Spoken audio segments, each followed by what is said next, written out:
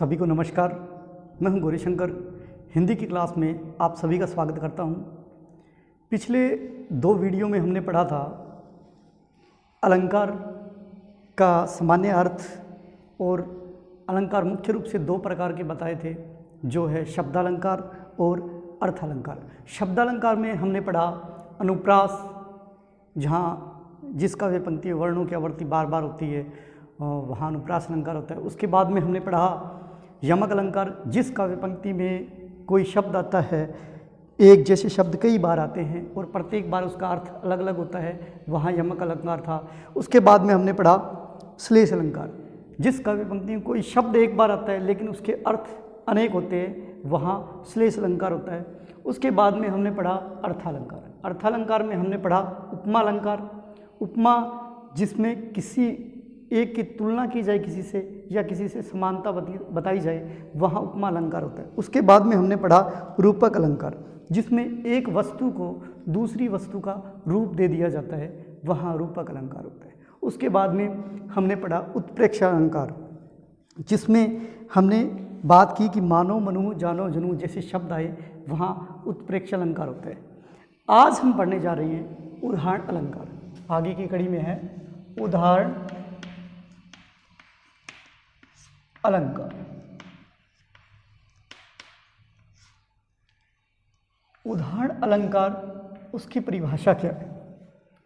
जिस काव्य पंक्ति में एक बात कही जाए और उसी से संबंधित उदाहरण के रूप में दूसरी बात कही जाती है, वहाँ उदाहरण अलंकार होता है। जिस काव्य पंक्ति में एक बात जिस काव्य पंक्ति में एक बात कहकर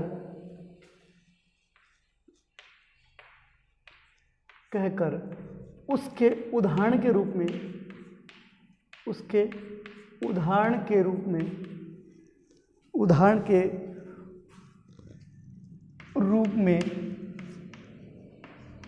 दूसरी बात कही जाती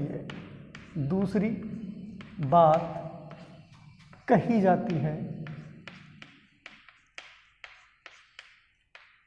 वहाँ उदाहरण अलंकार होता है। जैसे इसी का उदाहरण ले लेते हैं, उदाहरण अलंकार का। जैसे नीकी पे फीकी लगे,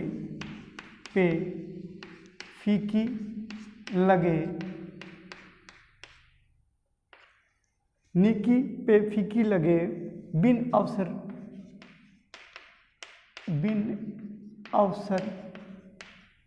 नीकी पे फीकी लगे, बिन अवसर की बात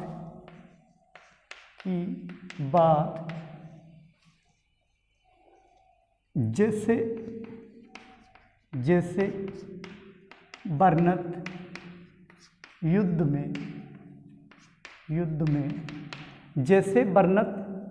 में, रस श्रृंगार ने सुहा।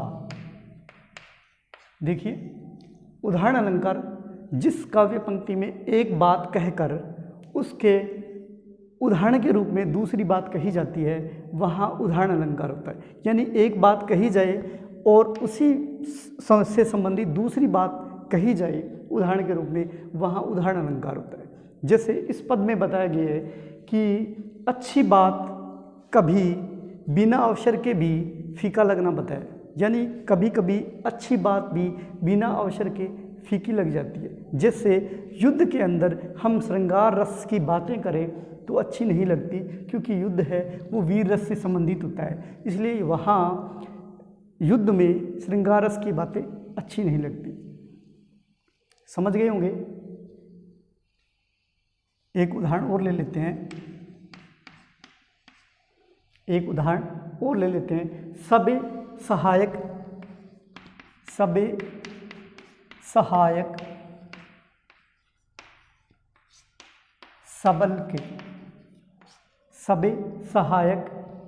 सबल के कोई न निर्बल, कोई न निर्बल सहाय। देखिए, सबे सहायक सबल के, कोई न निर्बल सहाय, पवन जगावत आग ज्यों, पवन जगावत आग ज्यों, दीपक देत बुझात, दीपक देत बुझात। देखिए, उदाहरण अलंकार जिसमें एक बात कही जाए उससे संबंधित उदाहरण के रूप में दूसरी बात कही जाती है, वहाँ उदाहरण अलंकार होता है। अब इसमें कहा है सबे सहायक सबल के, कोई न निर्बल सहाय, पवन जगावत आग ज्यों, दीपक देत बुझात। इसमें इस पद में सबल और निर्बल के प्रति जगत का जो व्यवहार है वो बताया गया है। कैसा है जगत का व्यवहार? सबे सहायक सबल के, यानी जो सबल है उसमें सहायक सभी होते हैं, कोई निर्बल का सहायक नहीं होता। जिस प्रकार से उदाहरण के तौर पे दिया उसने, पवन जगावत आग ज्यों, दीपक देत बुझात, उसी प्रकार से पवन है वो आग को और अधिक प्रज्वलित कर देती है, आग को और अधिक प्रज्वलित कर देती है, लेकिन दीपक होता है उसको बुझा देती है। समझ गए होंगे कि एक जो पद है उसका उदाहरण के रूप में दूसरी लाइन बताई गई, यानी पद बताया गया है, वहाँ उदाहरण अलंकार होगा। नोट कर लीजिए, स्क्रीनशॉट ले लीजिए, उसके बाद में आगे का उदाहरण करते हैं।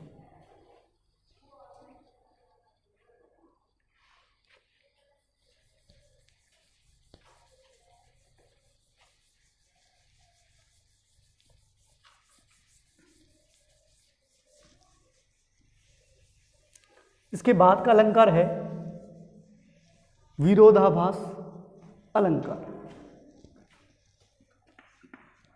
विरोधाभास अलंकार। विरोधाभास अलंकार जिस काव्य पंक्ति में, जिस काव्य पंक्ति में, ये तो आपकी एक लाइन है, हमेशा ही जितने भी आपके अलंकार है उसमें लाइन से शुरुआत करने वाली यही लाइन है, जिस काव्य पंक्ति में। ध्यान रखिए, जिस काव्य पंक्ति में विरोध न होने पर ही विरोध का आभास होता है, वहाँ विरोधाभास अलंकार होता है। विरोध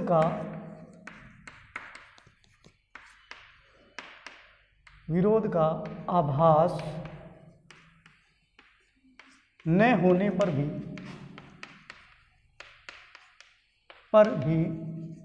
विरोध का आभास होता है, विरोध का आभास होता है।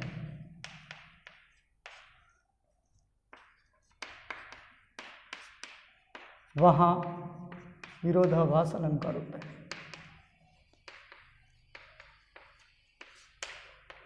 अलंकार होता है।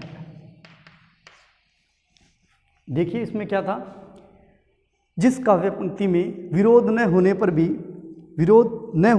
विरोध का आभास होता है, वहाँ विरोधाभास अलंकार होता है।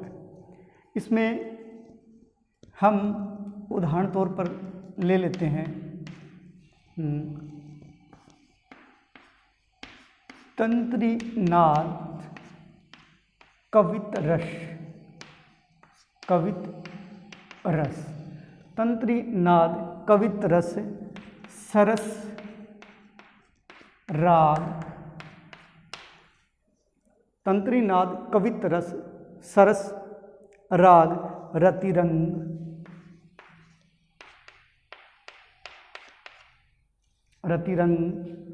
अनबूढ़े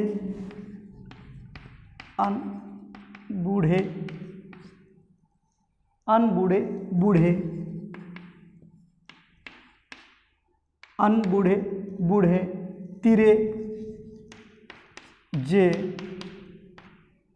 तिरे जे डूबे सब, डूबे सब, अनबूढ़े बूढ़े तीरे जे डूबे सब अंग। ये उदाहरण आपको याद रखना है। तंत्री नाद यानी कि वाद्य संगीत। कवित रस आपको पता होगा, कवित एक छंद है जिसमें 31 वर्ण होते हैं। सरस राग यानी मधुर संगीत, मधुर संगीत। और रति रंग मतलब प्रेम का रंग, प्रेम का रंग। पहले देखिए विरोधाभास का, जिस काव्य पंक्ति में विरोध का आभास न होने पर भी विरोध का आभास होता है, यानी विरोध न रहने पर भी विरोध का आभास होता है, वहाँ विरोधाभास अलंकार है। जैसे तंत्री नाद, कवित रस, सरस राग, रति रंग, अन बूढ़े तीरे जे डूबे सब अंग। इसका अर्थ है, अर्थ समझना ध्यान से। वाद्य संगीत, वाद्य संगीत, कवित का रस, तंत्रीनाद यानी वाद्य संगीत, कवित एक छंद है उसका रस, और मधुर संगीत और प्रेम का रंग। देखो, वाद्य संगीत, कवित का रस, मधुर संगीत और प्रेम का रंग। इस रंग में जो नहीं डूबे वे डूब गए, जो नहीं डूबे वो डूब गए, और जो डूबे वो तैर गए। देखो, इसमें विरोध का आभास हो रहा है, यानी जिसने वाद्य संगीत छंद जो है कवित रस उसमें, और मधुर संगीत और प्रेम के रंग का जो आनंद नहीं लिया, यानी उसमें नहीं डूबे वे डूब गए, और जो डूब गए वो तैर गए।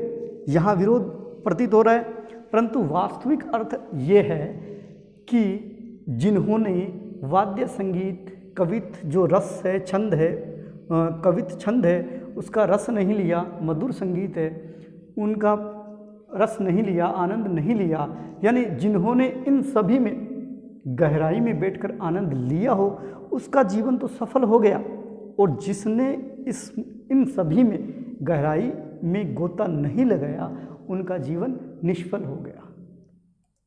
समझ में आया? अतः यहाँ विरोध का आभास है। ध्यान रखें, जब भी आपको अलंकार याद करना हो, जिस काव्य पंक्ति में याद रखना विरोध का आभास न होता, और विरोध का आभास न होने पर विरोध का आभास होता है, वहाँ विरोधाभास अलंकार है। उदाहरण आप याद रखना, आपको लिखना आता है, इसलिए उदाहरण को पूरी अच्छी तरह से आपको याद होना चाहिए। स्क्रीनशॉट ले लीजिए। अगर वीडियो अच्छा लगा लाइक कीजिए, शेयर कीजिए, और हमारा जो चैनल है उसे सब्सक्राइब ज़रूर कीजिए, ताकि आगे के वीडियो आपको उपलब्ध हो सके। सभी आप स्वस्थ रहें, मस्त रहें। जय हिंद, जय भारत।